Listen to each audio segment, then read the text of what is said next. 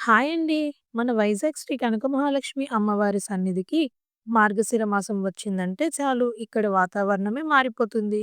ప్రతి సంవత్సరం మార్గశిర మాసం నెల రోజుల పాటు అమ్మవారి వార్షిక మహోత్సవాలను వైభవంగా నిర్వహిస్తారు. సాధారణంగా అమ్మవారికి గురువారం ప్రీతికరమైన రోజు. మార్గశిర మాసంలో వచ్చే గురువారం రోజునైతే అమ్మవారి కటాక్షం కోసం భక్తులు పోటెత్తుతారు. తెల్లవారుజామునే చలిని సైతం లెక్క చేయకుండా వేల సంఖ్యలో భక్తులు ఇలా క్యూలో నిలబడతారంటే అమ్మవారిపై వాళ్ళ భక్తి ఎంత గొప్పదో కదా. వైజాగ్ గురుజుపేటలో అమ్మవారు ఈ ప్రాంతంలో స్వయంభవుగా వెలిసారని భక్తులు నమ్ముతారు. ఈ ఆలయానికి గోపురం గాని పైకప్పు గాని ఉండదు.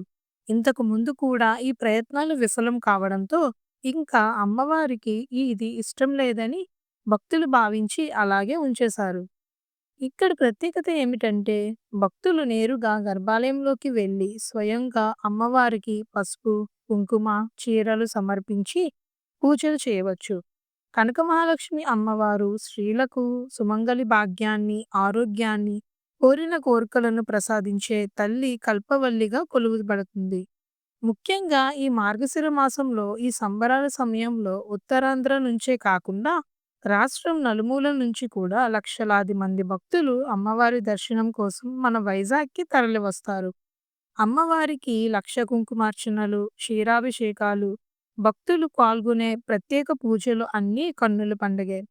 మరి ఇంకెందుకు ఆలస్యం? మీరు కూడా వచ్చి అమ్మవారి దర్శనం చేసుకోండి. మరిన్ని వీడియోల కోసం మా ఛానల్‌ని వెంటనే సబ్స్క్రైబ్ చేసుకోండి. Thank you.